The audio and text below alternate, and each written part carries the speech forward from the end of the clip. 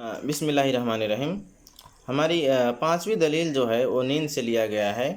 और बहुत सारे लोग ऐसे हैं जो इस मटेरियल वर्ल्ड के अलावा दूसरी दुनिया को वो लोग जानते ही नहीं हैं। उनका कहना है कि जो दुनिया है बस यही दुनिया है, इस दुनिया के अलावा दूसरा कोई दुनिया नहीं है। उनके लिए ये कारगर साबित हो सकता है। हम में से हर आदमी जो है सपना देखता है, और सपना देखने के बाद उसको ये समझ में आता है कि सपने की दुनिया जो है वो हकीकत की दुनिया से बहुत ही ज़्यादा फ़र्क है, और इसके जो रूल्स है, लॉज है, वो सपने की दुनिया में काम नहीं करते। एक आदमी सपने में जाके ऐसे ऐसे कारनामे कर सकता है, ऐसे ऐसे जगह पे घूम सकता है जो इस दुनिया में वो सोच भी नहीं सकता है।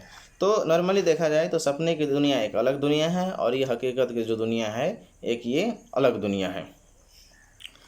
आपके सामने एक आदमी सो रहा है, आप देखते हैं कि उसके साथ कुछ भी नहीं हो रहा है, आराम से सोया हुआ है, लेकिन वो सपने में मौज मस्ती कर रहा होता है, आनंद ले रहा होता है। उसी तरह दूसरा आदमी जो है वो भी सो रहा होता है, आपको कुछ नज़र नहीं आता है, लेकिन सपने में उसके साथ टॉर्चर की जा रही होती है, उसको तरह तरह की यातना दी जा रही होती है, और वो छटपटाता है, उसके दिल को, रूह को, उसको जो है दर्द महसूस होता है, और आखिर में वो दर्द बर्दाश्त नहीं करने की वजह से उसकी नींद खुल जाती है और उससे वो निजात पाता है।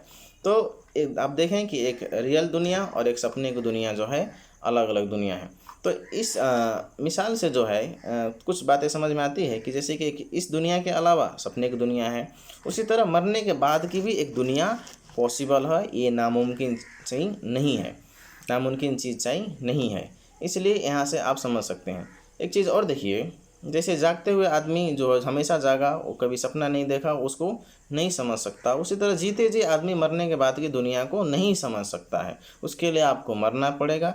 लेकिन मुश्किल यही है कि सपना से निकलते ही आप जाग जाते हैं, और सपना देखते ही आप सो जाते हैं। उसी तरह मरने के बाद भी आप दूसरे दुनिया में चले जाते हैं, और वहाँ से वापस आप नहीं आते हैं। इसलिए आपको मर के वापस तो आना है नहीं फिर से।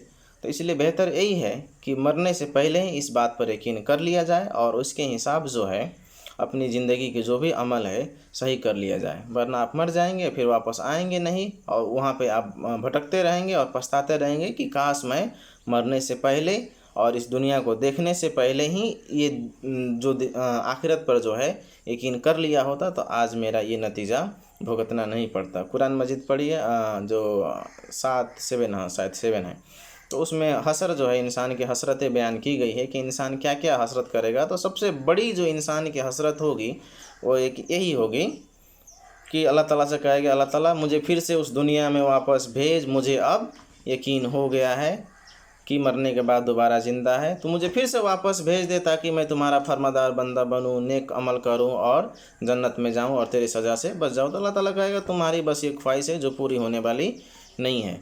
तो देखिए कि कितनी बड़ी अपॉर्चुनिटी है हमारे सामने कि हमें जीते जी जो है मरने से पहले की ज़िंदगी की खबर दी जा रही है, और ये भी दिया जा रहा है कि वार्निंग दिया जा रहा है कि जो करना है इसी दुनिया में कर लो, इसी ज़िंदगी में कर लो, मरने के बाद दोबारा कोई चांस मिलने वाला नहीं है।